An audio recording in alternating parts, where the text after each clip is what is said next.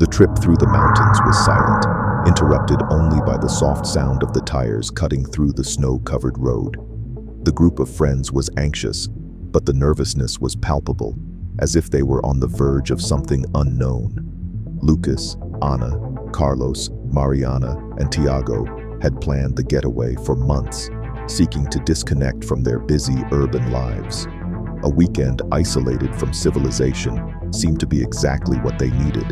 However, since they began driving along the winding roads that led to the cabin, a strange sensation had hung in the air, something none of them could identify, but all of them could feel. With every passing kilometer, the landscape changed, and the trees grew taller. The mist descended, as if the forest was swallowing them. The mountains rose ominously in the background, their silhouettes cutting against the gray, cloud-covered sky. The air was colder, denser, and the fog that began to descend seemed to engulf the path ahead. "This place is really isolated, huh?" Carlos remarked, breaking the silence, while looking out the car window, visibly impressed by the solitude of the landscape. His tone was casual, but Tiago's, the most adventurous of the group, gaze was fixed on the horizon, and he didn't seem as sure as he wanted to appear.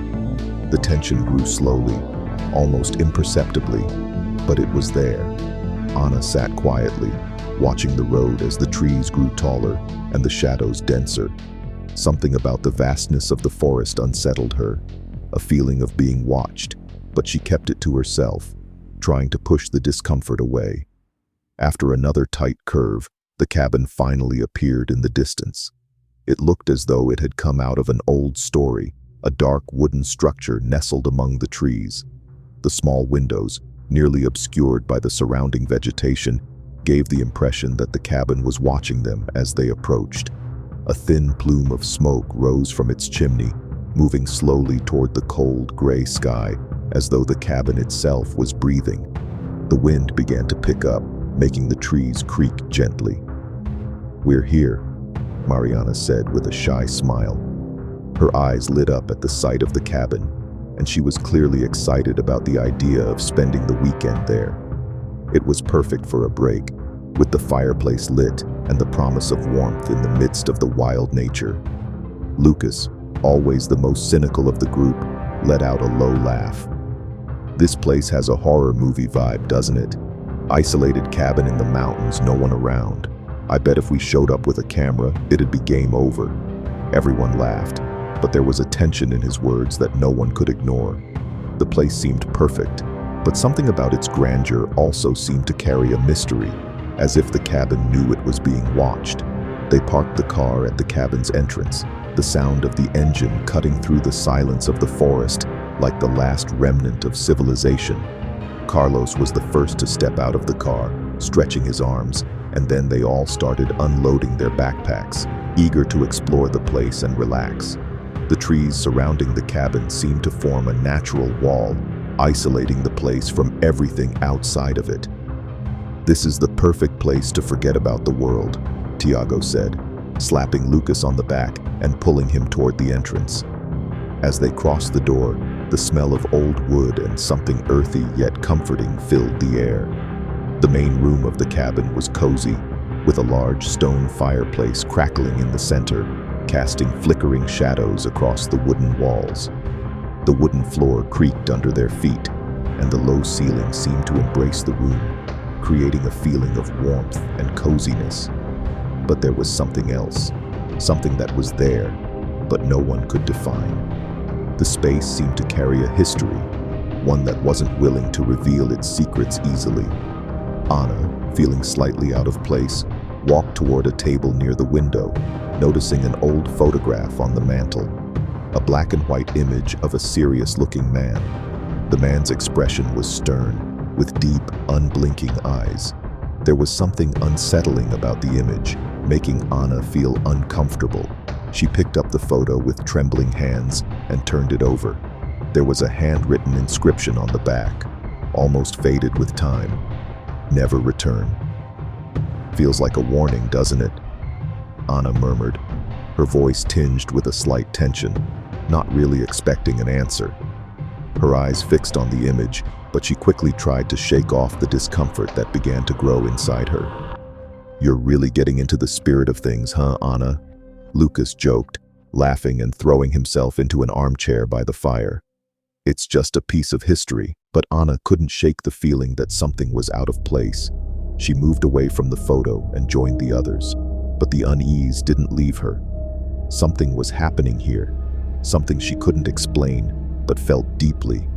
The crackling fire filled the room, but night was quickly approaching, and the sky, now dark, seemed to close in over the cabin, as if the place was becoming more distant from the world outside.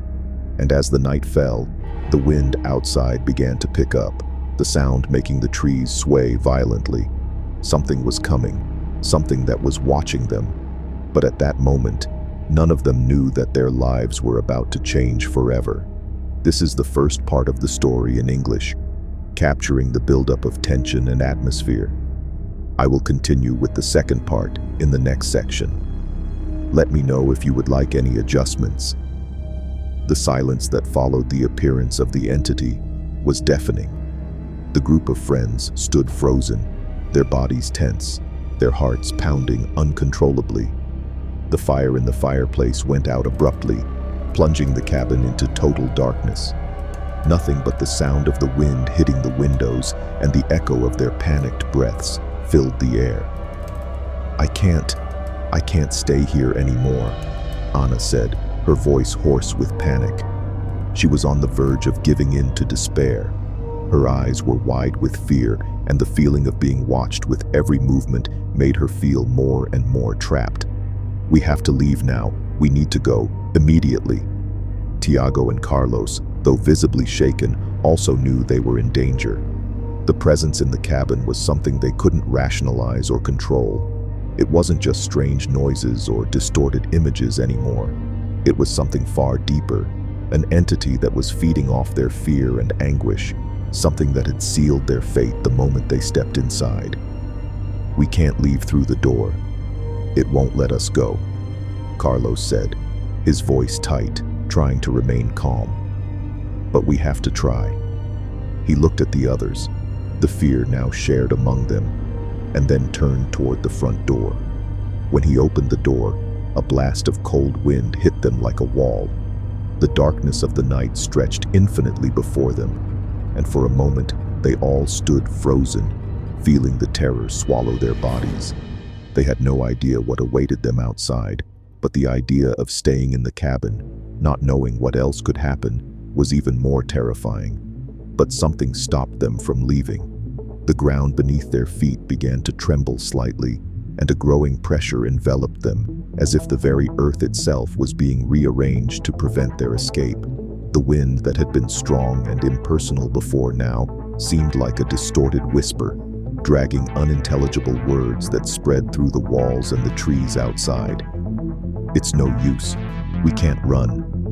The voice seemed to come from all directions, and Mariana finally stepped forward, her face completely contorted with fear. "We're trapped here. They've trapped us." The group looked at her, their eyes lost. They already knew the truth, though they didn't want to believe it. No matter how hard they tried, no matter what they did, they would not be able to escape this place. Something, or someone, was manipulating the reality around them, and their attempts to flee proved futile, as if the cabin itself was absorbing their energies, their strengths. Tiago was the first to give in, to break the resistance. He sat on the floor, his head in his hands, as if he were trying to process the reality that surrounded them. "We can't do anything. There's no way out. They're watching us." The terror was no longer just in the cabin. It was inside their minds, feeding off their thoughts, their doubts, and their despair. The fear manifested as something tangible, an invisible being that infiltrated their minds, crushing any sense of hope. Suddenly, a figure appeared in the doorway of the living room. It was no longer just a shadow, no longer just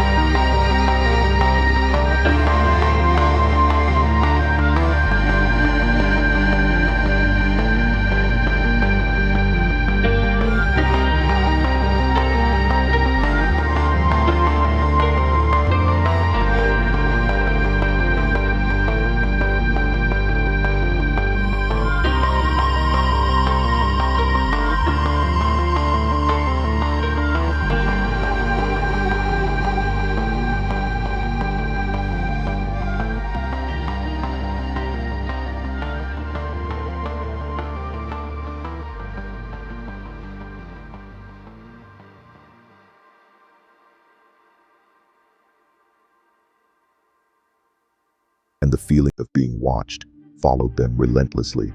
They decided to leave the cabin. They knew that, to escape, they would need to cross through the forest. The door was open, but the environment outside the house seemed even more disturbing. The snow continued to fall softly, covering the path and obscuring the horizon. What had once been a refuge now felt like a prison, and yet they had to keep moving forward. But as they walked, a strange feeling followed them. Tiago looked over his shoulder, as if expecting to see something, and that's when he saw it. A familiar figure watching them from afar, behind the trees. Lucas's silhouette was there, his eyes fixed on them. But he was no longer alive. He was there, a specter, a permanent part of that cursed place. "Lucas?" Mariana whispered, but her voice cracked before she could finish the sentence. They could no longer see their friend as he once was. He had transformed into something that did not belong to this world, something that should never have existed. "He's following us," Tiago said, his breath quickening. "We can't escape him. There's no way out of this curse." As they walked, a feeling of vertigo took over them. The path seemed endless. The trees seemed to grow denser as they moved away from the cabin, and the sound of the forest grew distorted, becoming more muffled and distant. The world was closing in around them, and the feeling that they would never find an exit grew stronger with every step. They stopped for a moment, paralyzed by the realization that they were trapped. Not physically, but within their own minds, in what the cabin had implanted in them. They were now part of that place, and the place would never let them leave. Lucas's presence, a distant shadow, continued to watch them. Something else was with them, lurking in every movement in the shadows ahead, waiting for the right moment to claim what had been given to it. When they looked back, the cabin was no longer there. In its place, there was only an empty field, a desolate area covered in snow. The cabin had disappeared, as if it had never existed, but the feeling that the place was still following them, that the place still controlled them, remained. The last sight that Mariana had before the world around her disappeared completely was Lucas, standing at the edge of the forest, his empty eyes watching them, as if he knew they would never escape. The darkness closed in on them, and everything went silent. The air was heavy, and each breath felt like a battle against the oppression surrounding them. The group prepared for what was to come, certain that they were about to face something beyond human comprehension. They crossed the dark hallway, their shadows dancing on the walls as the faint light from a candle flickered.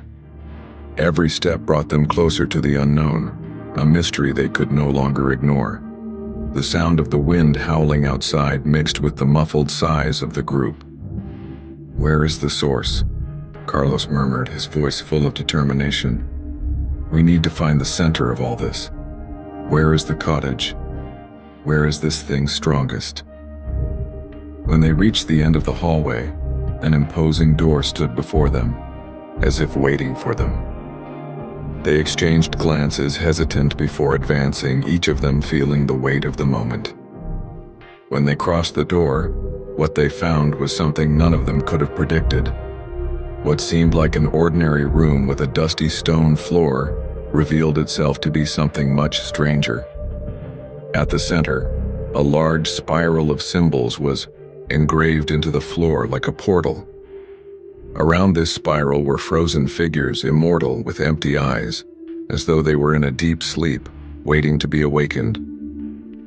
At the center of the spiral, something was slowly moving. It was a small object, but it emanated such intense energy that the air around it seemed to vibrate. It was a book, identical to the one they had found on the table. But this one was more illuminated, with symbols that glowed with a sinister light.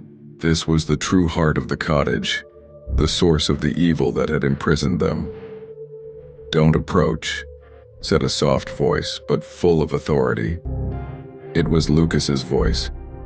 Not the specter, but Lucas in his original form, as if he were a projection of the cottage itself. He stood before them, still pale with empty eyes, but this time he didn't seem lost. He seemed at peace. "Lucas, what's happening?" Anna asked, her eyes full of tears. "Why are you here? What does the cottage want from us?" He looked at her with a sad smile, as though he knew the answer wouldn't be easy to understand. "The cottage doesn't want us. It doesn't want anything from us except our souls. It feeds on them. It traps us here to stay alive, and the only way to stop it is to let it consume us." Silence filled the room. No one knew what to say. Carlos swallowed hard. "Are you saying that we have to die to stop this?" "No," Lucas said, his expression now more serious.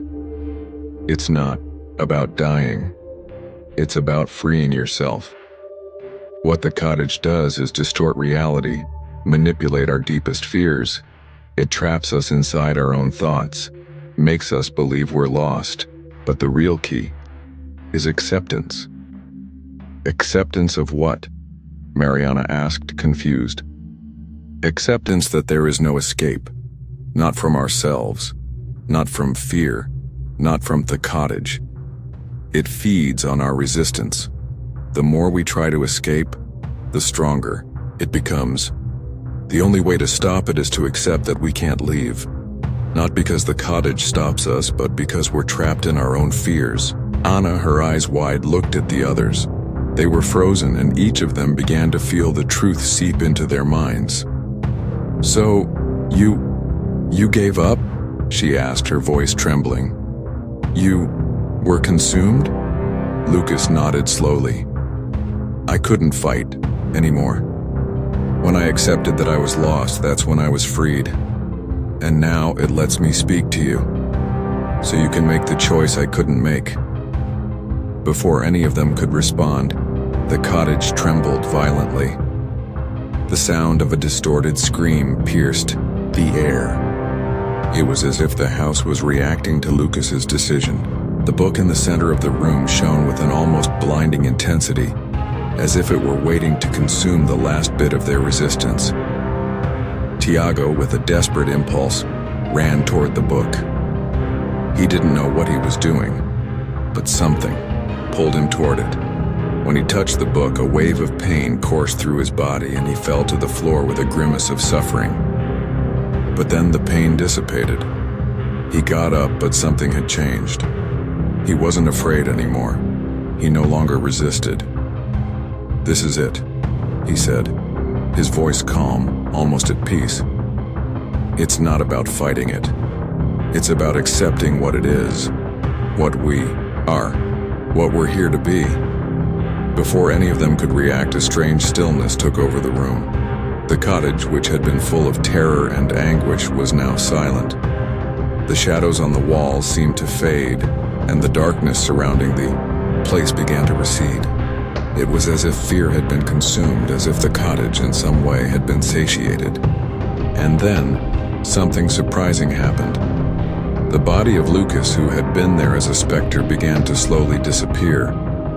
His face, which had been marked by emptiness and pain, softened, and he smiled, a peaceful smile.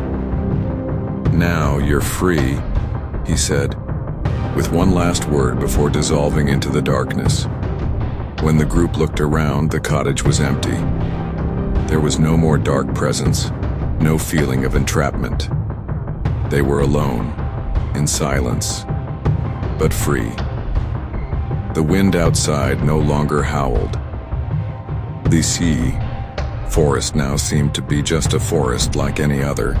They had won, but not in the way they had expected.